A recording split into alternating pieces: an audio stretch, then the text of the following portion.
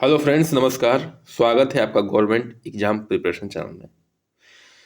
तो देखिए, हम लोग जो है अति लघुत्तरीय प्रश्न कर रहे हैं, ठीक है, सेकेंड सेमेस्टर के लिए, और प्रीवियस ईयर क्वेश्चन की सहायता से कर रहे हैं। इसको करना इसलिए जरूरी है क्योंकि यही पैटर्न फॉलो होता आ रहा है, सेम पैटर्न। इसलिए जो पहले प्रीवियस ईयर क्वेश्चन देख लेते हैं, उसके बाद जो है अति संभावित प्रश्नों को हम लोग देखेंगे, ठीक है। तो आशा है कि आप लोग जो है क्लास मिस नहीं कर रहे हैं, ठीक है। तो अगर इस ये क्लास हमारी अच्छी लग रही है तो आप नोटिफिकेशन बटन को दबा दीजिए, चैनल को सब्सक्राइब कर दीजिए, लाइक कर दीजिए। चलिए सेशन को शुरू करते हैं बिना देरी किए हुए। अब देखिए, ये आपके सामने ये प्रश्न है, ठीक है, और बीटीसी 2015 में पूछा गया है। ये x cube y minus x y cube का गुणनखंड निकालना है, ठीक है। तो कुछ नहीं करना है, इसको जो डायरेक्ट पहले निकाल लेते हैं, हल पे आते हैं, ठीक है। X cube y minus x y cube, इस पे आते हैं, ठीक है। अब देखिए, इसमें हम लोग क्या कॉमन ले सकते हैं। तो कॉमन ले सकते हैं हम लोग इसमें एक्स और वाई को। तो एक्स और वाई कॉमन ले लिए। यहाँ क्या बचेगा? यहाँ बचेगा एक्स स्क्वायर और यहाँ बचेगा वाई स्क्वायर, ठीक है। अब देखिए, एक सूत्र हम लोग बार बार पढ़ते हैं, फिर से पढ़ेंगे उसको। ए स्क्वायर माइनस बी स्क्वायर को क्या लिखा जा सकता है? ए माइनस बी, ए प्लस बी, ठीक है। तो सेम जो है इस कोष्टक में सेम फार्मूले को यूज करेंगे। तो यहाँ पे क्या हो जाएगा? एक्स वाई, यहाँ हो जाएगा एक्स माइनस वाई, और यहाँ हो जाएगा एक्स प्लस वाई, ठीक है। तो ये हमारा क्या हो जाएगा? गुणनखंड हो जाएगा, ठीक है। गुणनखंड यानी कि गुणन के रूप में खंड खंड करना, यानी कि टुकड़े टुकड़े करना। तो ये जो है गुणन के रूप में देखिए टुकड़ा टुकड़ा हो गया है। तो इसमें जो है आप सबसे पहले क्या किए हैं, इस क्वेश्चन को उतारने के बाद एक्स वाई को यहाँ पे कॉमन लिए हैं। तो एक्स वाई कॉमन लेने के बाद जो है इस टर्म में क्या क्या बचा है? यहाँ पे एक्स स्क्वायर बचा है और इस टर्म बचा है वाई स्क्वायर। उसके बाद जो है यहाँ पे ये फार्मूला यूज कर दिए हैं ए स्क्वायर माइनस बी स्क्वायर का। तो ए माइनस बी और ए प्लस बी आएगा। तो ये जो है यहाँ पे सूत्र बन के आ रहा है। तो आशा है आपको समझ में आ रही होगी सेशन, ठीक है। चलिए आगे बढ़ते हैं। देखिए, एक बगीचे में जो है कितने पौधे हैं? एक बगीचे में, थोड़ा सा छोटा कर लेते हैं ताकि पूरा जो है स्क्रीन पे आ जाए। हाँ चलिए, अब दिखेगा पूरा, ठीक है, जो हम दिखाना चाह रहे थे। एक बगीचे में जो है 2025 पौधे हैं। कितने पौधे हैं? 2025 पौधे हैं। प्रत्येक पंक्ति में उतने ही पौधे लगे हैं जितने बगीचे में कुल पंक्तियां हैं। देखिए, प्रत्येक पंक्ति में उतने ही पौधे लगे हैं जितने बगीचे में क्या है? पंक्तियां हैं। तो प्रत्येक पंक्तियों की कुल संख्या क्या थी, ठीक है। देखिए, मान लीजिए ये पौधा है 1 2 3 4 5 6 7 8, ठीक है। ये समझाने के लिए है, आंसर आपका इतना नहीं आएगा। ये चेस बोर्ड है। चेस बोर्ड में 8, एक पंक्ति में 8 जो है खाने होते हैं, ठीक है। और पंक्तियां कितनी है? तो 1 2 3 4 5 6 7 8, वही चीज है। यानी कि 8 पंक्तियां हैं और एक पंक्ति में 8 ही क्या है? पौधे लगे हैं, ठीक है। जैसे चेस बोर्ड में ये मान लीजिए पौधे लगे हैं, तो 8 ही पौधे लगे हैं और पंक्तियां भी कितनी है? 8 ही है। सेम क्वेश्चन यही है कि जितनी पंक्तियां हैं उतने ही क्या है? उतने ही पौधे उस पंक्ति में लगे हुए हैं। तो आशा है कि इस चेस बोर्ड की सहायता से आप समझ पा रहे होंगे कि हाँ भाई, जितनी पंक्तियां हैं उतने ही जो है उस पंक्ति में क्या लगे हुए हैं? पौधे लगे हुए हैं। तो अब जो है इसका हमें क्या निकाल लेना है? वर्गमूल निकाल लेना है। ऐसे प्रश्नों को जो है वर्गमूल निकाला जाता है, तभी जो आ पाएगा। तो इसका जो पीछे से क्या करेंगे, दो दो का क्या बनाएंगे? जोड़ा बनाएंगे। तो क्या हो जाएगा? 4 चौका 16 हो जाएगा, माइनस यहाँ पे जाएगा तो 10 हो जाएगा, और ये 1 हो जाएगा। 10 में से 6 गया 4 और 1 में से 1 गया 0। ये क्या उतरेगा यहाँ पे? अब यहाँ पे उतर पूरा जोड़ा उतरेगा 25। इसको क्या करेंगे? 4 को ऐड कर देंगे, जितने से जो है दिए रहते हैं गुणा के वो कहते हैं उतने ही कुछ जो है फिर से जोड़ देते हैं। 4 से क्या हो जाएगा? यहाँ पे 8 हो जाएगा, ठीक है। अब यहाँ पे क्या होगा? यहाँ पे कौन सी वैल्यू रखें कि जो है इतना 425 है, तो यहाँ पे रखना पड़ेगा 5, ठीक है। तो यहाँ 5 रख दिए। तो 5 से ही गुणा किया जाता है, 5 बचे 25 का 5, अब 5/40 और 2 42, ठीक है। ये भाग मेथड वाला आप वर्गमूल जानते होंगे, इतना में ऐसा है। तो ये क्या हो जाएगा, आप उत्तर इसका आंसर हो जाएगा 45। यानी कि 2025 पौधे रहेंगे तो 45 पौधे हर लाइन में लगेंगे, तो 45 लाइन भी बनेगा और एक लाइन में जो है 45 पौधे भी होंगे, ठीक है। तो आशा है कि समझ में आया होगा। समझ में आ गया है तो आगे बढ़ते हैं, ठीक है। अब देखिए, एक वर्गाकार तारे का क्षेत्रफल जो है 144 वर्ग सेंटीमीटर है। इसे मोड़कर आयत बनाया गया, तो आयत की लंबाई 16 सेंटीमीटर है, तो आयत की चौड़ाई ज्ञात कीजिए। ठीक ठीक है, देखिए एक ये आयत वर्गाकार है, ठीक है। ये वर्गाकार, मान लीजिए वर्ग है, ये वर्गाकार है। इसका क्षेत्रफल कितना है, यानी कि एरिया कितना है, 144 वर्ग सेंटीमीटर, यानी कि सेंटीमीटर स्क्वायर। ये क्या है, वर्ग है, ठीक है। अब इसको जो है दबा के क्या किया गया, मान लीजिए ये आयत के रूप शेप दे दिया गया, ठीक है। आयत का शेप दे दिया गया, यानी कि अब इसकी क्या है, इसकी आपको लंबाई दिया हुआ है। लंबाई कितना दिया हुआ है, ये लंबाई मान लीजिए, लंबाई दिया हुआ है 16 सेंटीमीटर, ठीक है। तो चौड़ाई क्या करना है, चौड़ाई ज्ञात करना है, ठीक है। देखिए जो क्षेत्रफल है वो चेंज नहीं होता है, ठीक है। इसको कितना भी मोड़ देंगे क्षेत्रफल उतना ही बना रहेगा, ठीक है। अगर 2 डायमेंशनल में है तो ध्यान रखिए बात को। तो क्षेत्रफल जो है तो कांस्टेंट ही है। तो आयत का क्षेत्रफल बराबर क्या होगा, आयत का क्षेत्रफल बराबर क्या होता है, लंबाई और गुणे चौड़ाई, ठीक है। तो क्षेत्रफल तो सेम नहीं होगा, क्षेत्रफल वही होगा 144। लंबाई कितना है, 16 है, चौड़ाई निकालना है, ठीक है। चौड़ाई बराबर क्या हो जाएगा, 144 में 16 का क्या हो जाएगा, ये इधर गुणा है तो इधर आ जाएगा, तो क्या हो जाएगा, भाग में हो जाएगा, ठीक है। तो 16 का पढ़ा पढ़िए, 16 के पढ़ा हुआ तो उत्तर हो जाएगा आपका 16 9 44, यानी कि 9 बार में कटेगा, 16 9 जा 144, ठीक है। तो और जो है इस आयत की जो चौड़ाई है वो आ चुकी है। चौड़ाई कितना है, 9 सेंटीमीटर, और यही जो है आपसे पूछा जा रहा है, ठीक है। ये आपसे पूछा जा रहा है कि 9 सेंटीमीटर होगा चौड़ाई। आगे बढ़ते हैं। देखिए लिखना वैसे ही है, ऐसे ही है, लेकिन थोड़ा सा प्रॉपर तरीके से लिखिएगा। बस हम यहाँ पे समझाने का काम कर रहे हैं, और ऐसे भी लिखेंगे तो आपको नंबर मिलने वाले हैं पूरे के पूरे, ठीक है। तो अपने भाषा को यूज करिएगा उस वहाँ पे। आगे बढ़ते हैं, प्रश्न संख्या 4 पे आते हैं, ठीक है। एक कक्षा में इतने बालक एवं इतनी बालिकाएं हैं पढ़ती हैं, कक्षा में बालकों की संख्या बालिकाओं की संख्या से कितनी अधिक है, ठीक है। हल कीजिए। देखिए मैं इस प्रश्न को छोड़ते हुए मैं ये बता रहा हूँ आपसे, थोड़ी देर के लिए 10 सेकंड के लिए छोड़ दीजिए कि मान लीजिए कोई किसी क्लास में बालक की संख्या जो है, बालक की संख्या 9 है, और बालिका जो है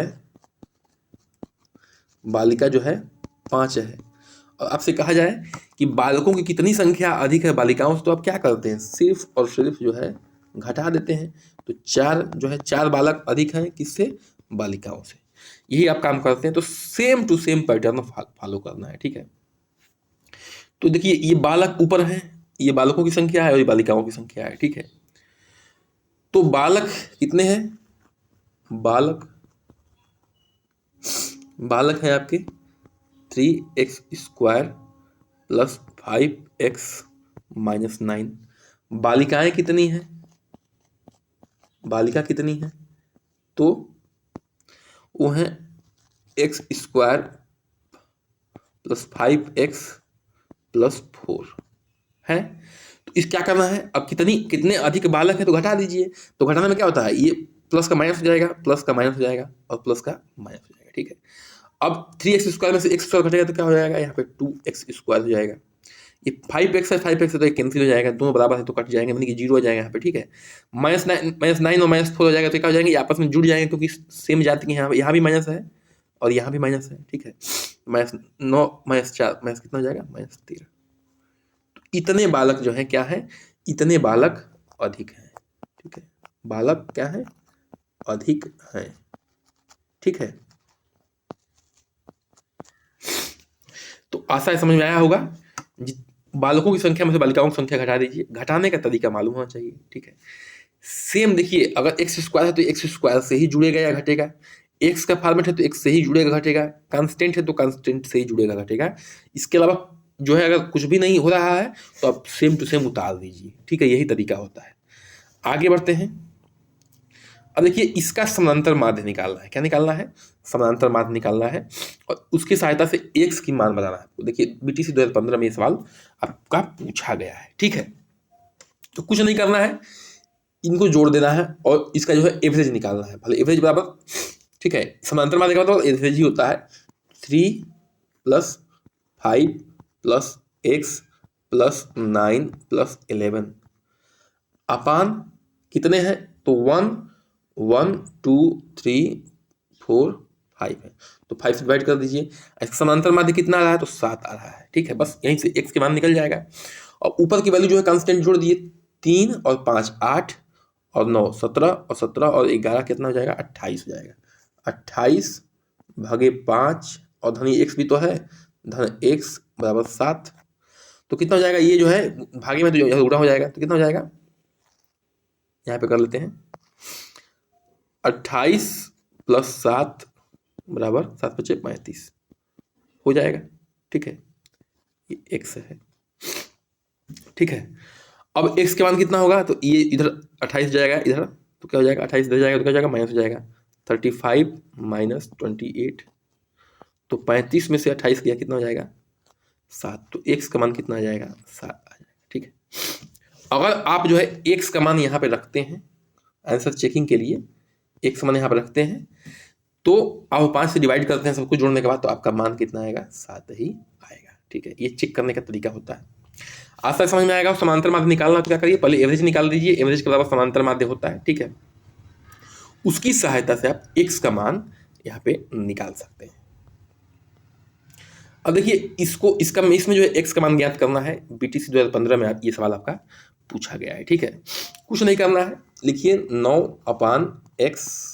देखिए, ये जो इस2 है, इस2 का सिंबल है वो अपान में जाएगा, और जो ये डबल इस2 है इसको जो है बराबर कर दीजिए, ठीक है। फिर ऊपर जो आगे लिखा होता है वो ऊपर होता है, जो पीछे लिखा होता है वो नीचे होता है। तो आगे लिखा है तो ऊपर हो गया, और ये पीछे लिखा है तो ये 16, तो ये नीचे हो गया। बस कुछ नहीं करना है, तिर्यक गुणा करना है। ये नीचे है तो ऊपर जाएगा, और ये नीचे है तो कहाँ जाएगा? इधर जाएगा, ठीक है। तो क्या हो जाएगा? 9 × 16 = x², ठीक है। तो x स्क्वायर इधर से हटाएंगे तो क्या हो जाएगा? x इधर हो जाएगा, और ये क्या चला जाएगा? ये √ में हो जाएगा, 9 × 16, ठीक है। तो इसको अगर हम गुणनखंड विधि से तोड़ते हैं तो क्या हो जाएगा? ये 3:3, 3 × 3 4 × 4। तो ये लगा है स्क्वायर रूट, तो 2 में से 1 लेना होता है, 2 में से 1, 2 में से 1, तो 3 × 4, ठीक है, x। तो x का मान कितना हो जाएगा? यहाँ पे 4 × 12, यानी कि x का मान क्या आ जाएगा? 12। यहाँ पे जो x का मान आएगा वो 12 आएगा। ध्यान रखना है, ऐसे सवालों में क्या होता है, जो जैसे 9 पहले लिखा है तो 9 ऊपर हो जाएगा, x बाद में लिखा है तो x नीचे हो जाएगा, और जो डबल इस2 है वो बराबर का चिन्ह शो करेगा, और जो यहाँ पे फिर x पहले लिखा है तो x ऊपर चला जाएगा, 16 बाद में लिखा है तो 16 नीचे चला जाएगा। उसके बाद तिर्यक गुणा करिए, स्क्वायर रूट निकालिए, और आपका जो है आंसर आपके सामने आ जाएगा। तो आशा है ये समझ में आया हो कुछ प्रश्न, ठीक है। समझ में आ रहा है तो चैनल को सब्सक्राइब कर दीजिए, लाइक कर दीजिए, ठीक है। सब्सक्राइब लाइक करते रहिए, आगे बढ़ते रहिए, ठीक है। अब देखिए, कहा है कि 2 परिमेय संख्याओं का योगफल जो है -1/3 है। एक संख्या जो इतना है तो दूसरी संख्या को ज्ञात करना है, ठीक है। तो मान लीजिए कि एक संख्या दिया हुआ है, चलिए x, मान लीजिए 2 संख्या है x और y, इनका योगफल कितना है? इनका योगफल है -1/3। और एक संख्या मान लीजिए कि दिया हुआ है x, कितना? -5/8। मानते हैं कि x कितना दिया हुआ है? -5/18 दिया हुआ है, ठीक है। तो हमें किसका मान निकालना है? y का मान निकालना है। तो यहाँ 5/18 लिख दे रहे हैं, -5/18 धन y = -1/3। तो y मतलब क्या हो जाएगा? -1/3, और इधर जाएगा तो क्या हो जाएगा? ये प्लस हो जाएगा, क्योंकि आगे माइनस का चिन्ह लगा हुआ है, ठीक है। तो ये +5/18, ठीक है। कुछ नहीं करना, एलसीएम लीजिए, 18 एलसीएम हो गया, 3 छक 18 और 3 से भाग देंगे 18 में तो 3 छक 18 और 6 से गुणा करेंगे -1 में तो -6 प्लस 18 से भाग देंगे तो क्या हो जाएगा 18 में तो 1 आ जाएगा 1 5 5 तो उत्तर कितना हो जाएगा -1/18। तो y का मान कितना हो जाएगा y का मान हो जाएगा -1/18। ठीक है। अगर आपको इसका आंसर चेक करना है डायरेक्ट एग्जाम रूम में तरफ पे चेक कर सकते हैं। ठीक है। अब देखिए जैसे x और y को जोड़ने के बाद क्या आना चाहिए -1/3 आना चाहिए, 1 नहीं आना चाहिए तो -5/18 है और यहाँ y का मान कितना है -1/18 है। ठीक है। अब क्या कर सकते हैं 18 हर क्या बताएं आपको, हर जो है समान ऊपर के डायरेक्ट जोड़ सकते हैं तो 18 नीचे लिख दीजिए और -5 -1 -6 हो जाएगा तो क्या हो जाएगा 36 18 यानी कि -1/3। देखिए यही वाला आ गया आपका। ठीक है। और यही चाहिए था। तो ऐसे जो है आंसर की चेकिंग डायरेक्ट एग्जाम में भी किया जा सकता है कि सही है। बस इसको जो है आपको आंसर बुकलेट पर नहीं करना है, साइड में पीछे जो है क्या कर लेना है रफ वर्क में चेक कर लेना है। ठीक है। अब देखिए एक वर्गाकार खेत की जो भुजा है इतना है 3x + 17 मीटर है तो खेत का क्षेत्रफल आपको ज्ञात करना है। ठीक है। देखिए जो वर्ग का क्षेत्रफल होता है वो क्या होता है का क्षेत्रफल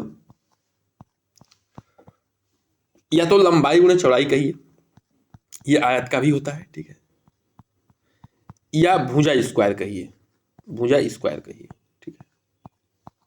क्यों कहिए देखिए लंबाई और चौड़ाई क्या होता है वर्ग का बराबर होता है। वर्ग की जो है लंबाई और चौड़ाई क्या होती है बराबर होती है। मान लीजिए कि लंबाई और चौड़ाई क्या है a है, दोनों a ही तो है, लेंथ यही है तो क्या हो जाएगा a² हो जाएगा यानी कि भुजा का स्क्वायर हो गया।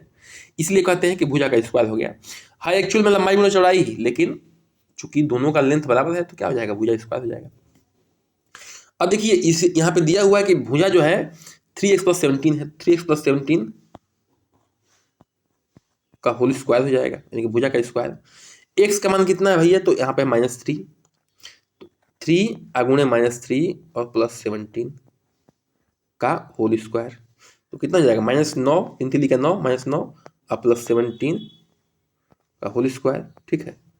तो कितना हो जाएगा 17 में से 9 गया कितना हो जाएगा 8 + 8 आ जाएगा स्क्वायर इक्वल टू कितना हो जाएगा 64। क्या तो 64 मीटर स्क्वायर हो जाएगा। किसका क्षेत्रफल वर्गाकार खेत का क्षेत्रफल जहाँ पे जो है भुजा है 3x + 17 और x का मान कितना है -3। ठीक है। तो आशा है कि ये समझ में आपको आ गया होगा। ठीक है। कुछ नहीं करना है, भुजा स्क्वायर होता है, वर्गाकार खेत का क्षेत्रफल होता है, भुजा स्क्वायर रख देंगे यहाँ पे जो है x का वैल्यू -3 रखेंगे यहाँ पे। ठीक है। इसके बाद जो है क्या कर देंगे गुणा कर देंगे -9 आ जाएगा, फिर 17 - 9 तो 8 हो जाएगा, 8 का स्क्वायर कर देंगे 64 हो जाएगा। आगे बढ़ते हैं। अब इस समीकरण को हल करके जो है x का मान निकालना है आपको। ठीक है। तो इस समीकरण को हल करके आपको x का मान निकालना है। देखिए क्या है ये 12/5 है बराबर 2/5 है प्लस 2x/5 है। ठीक है। तो कुछ नहीं करना है, x वाले टर्म को एक तरफ रखिए, कांस्टेंट वाले टर्म को एक तरफ रखिए। ठीक है। तो देखिए ये x वाला टर्म जो है मात्र 1 है, कांस्टेंट वाले टर्म 2 है तो इसको एक तरफ लाइए।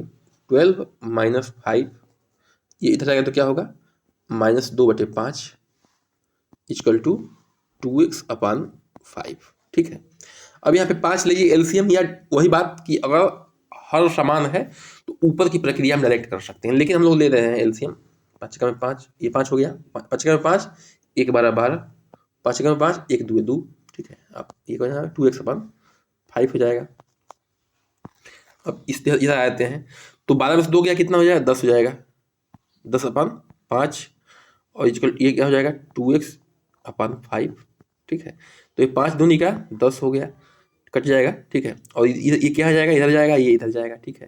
तो ये क्या हो जाएगा 2/2 × 5 बराबर into equal to x, 2 cut गया, ये x बराबर क्या हो जाएगा 5, x बराबर आपका 5 आ गया। ठीक है। तो x का मान जो है इस समीकरण से हल कर लिए हैं, पहले समीकरण को यहाँ पे लिखे हैं, फिर जो है कांस्टेंट वाले टर्म को क्या किया है एक तरफ किए हैं जैसा हमेशा करते आते हैं, और x वाले टर्म को एक तरफ रखें। तो यहाँ पे x एक ही है तो x इधर हो जाएगा, कांस्टेंट वाले टर्म इधर जाएंगे। एलसीएम लिया, एलसीएम लेने के बाद जो है ये कितना आ गया 12 आ गया, यहाँ 2 आ गया, -10/5 हो गया। ठीक है। 5 भाग दिए 2 हो गया, इधर 3 गुणा किए। ठीक है। और आपका जो है 2 नीचे आएगा, 2 से 2 कैंसिल हो गया, 5 ऊपर चला गया, तो x का मान कितना आ गया आपका 5 आ गया। ठीक है, आगे बढ़ते हैं और इस सवाल को हम लोग हल करते हैं। ठीक है, तो चलिए इस प्रश्न को हल करते हैं। ठीक है, अब यहाँ पे दिया हुआ 114, 380 और 133, इसका क्या निकालना है? महत्तम समापवर्तक निकालना है। तो महत्तम समापवर्तक क्या होता है? वह बड़ी से बड़ी संख्या होती है जो तीनों को क्या कर दे? डिवाइड कर दे।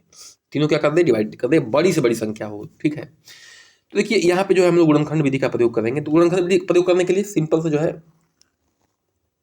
फैक्टराइजेशन मेथड का निकालने को प्रयोग कर लेते हैं। 114 जो है 114, इसमें 2 से भाग करते हैं।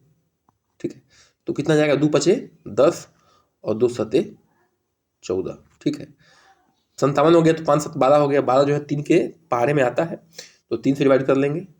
3 एकम में 3, 3 नवा 27। फिर ये 19 है, तो 19 तो है अभाज्य संख्या, तो ये सिर्फ अपने अलावा किसी से नहीं कटेगा, तो क्या हो जाएगा? ये 19 हो जाएगा। ठीक है, 1 हो जाएगा। ठीक है, 19 1 जा 19। तो 114 का फैक्टर क्या होगा? 114 का फैक्टर हो जाएगा आपका 2 गुणे 3 गुणे 19, 2 गुणे 3 गुणे 19 हो जाएगा। अब इसको कर लेते हैं 380 को। ठीक है,